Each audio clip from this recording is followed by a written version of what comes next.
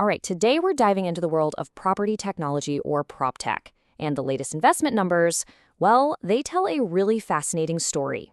It's basically a tale of two completely different trends happening at the exact same time. Let's get into it. Okay, let's start with a number. A big number. $1.04 billion. When you see a figure like that, you think, wow, this industry is absolutely on fire. And to be clear, that's the total amount of venture capital that Proptech startups raised in just the month of February, across 38 different deals. So on the surface, it looks like cash is just flooding into every corner of the industry. But that's where things start to get interesting, because once you peel back that huge headline number, a much more complicated and honestly, a much more revealing picture starts to emerge.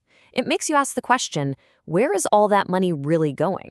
And the answer, first and foremost, is that it's going to a very, very small group of companies.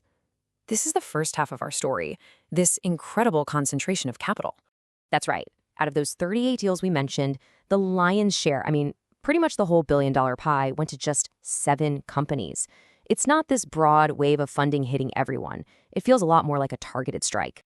And what's really wild here is just the sheer scale.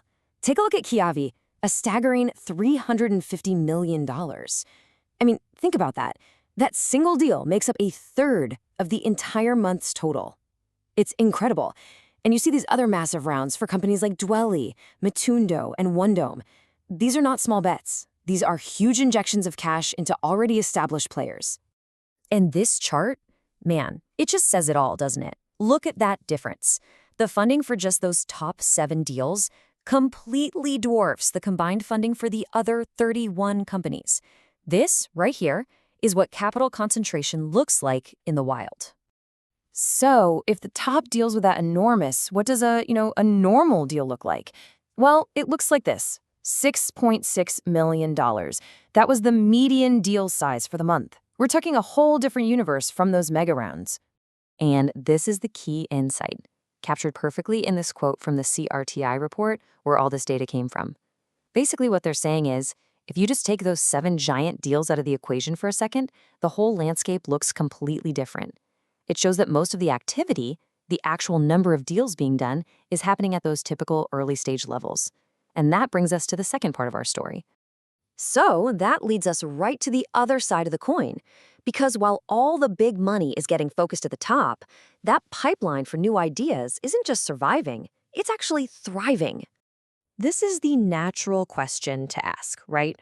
With all the attention and all the money going to the big, established winners, are investors just ignoring the next generation of startups? And the data gives us a huge, resounding no. That $6.6 million median deal size we just saw, that's the proof. The early stage ecosystem is vibrant, it's active, and, as we're about to see, it is absolutely global. And it's incredibly diverse, too. We're seeing investment pour into everything from the hard hat world of construction tech to the digital plumbing of real estate fintech. It's not just one type of company getting funded. It's a whole spectrum of innovation, tackling pretty much every part of the real estate value chain. And hey, this isn't just a Silicon Valley story anymore, not by a long shot. These early stage deals are happening all over the planet. From North America and Europe to the Middle East and Asia, Proptech has become a truly global phenomenon. It really reflects this widespread push to modernize how we interact with our buildings and cities. So let's just put it all together for a second. This slide really sums up the 2 stories we've been telling. On one side, you've got the big bets. Huge, concentrated checks going to later stage companies that are trying to build massive platforms.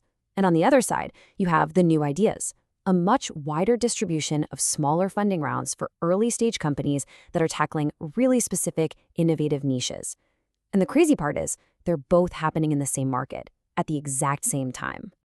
So, what does this duality, this tale of 2 trends, actually tell us about the state of Proptech today? Well, it points to one big thing. We're looking at a maturing market. And this is a classic sign of an industry that's, growing up. Investors are confident enough to place these massive bets on companies they see as the clear winners, the ones building the foundational infrastructure. But at the same time, they know the next great idea could come from anywhere, so they keep seeding the entire ecosystem with that early stage capital. You can almost see the strategy shifting in real time. Early Proptech was really all about step 1. Hey, Let's digitize this one single annoying task. Now, the big money is focused on step 2. Let's build the large-scale financial and operational infrastructure for the entire industry. That's where those huge funding rounds are going. And really, this is the key takeaway. The bar for getting one of those 9-figure checks, it's been raised a lot. Investors want to see proven traction and a clear path to becoming a platform. But, and this is so important, the door for fresh ideas at the seed and Series A stage is still wide open. And honestly, this final quote from the report just wraps it all up perfectly. The Proptech ecosystem is evolving. It's getting more selective and demanding at the top, while still nurturing all that grassroots innovation that's going to define its future. And that leaves us with one last question to chew on. Is what we're seeing in Proptech the new normal for the tech world in general? As industries mature, are we just going to keep seeing this pattern, investors going all in on a handful of winners, while still spreading their bets across a wide portfolio of new ideas? It's a fascinating model for how innovation gets funded. Something to think about. Thanks for watching.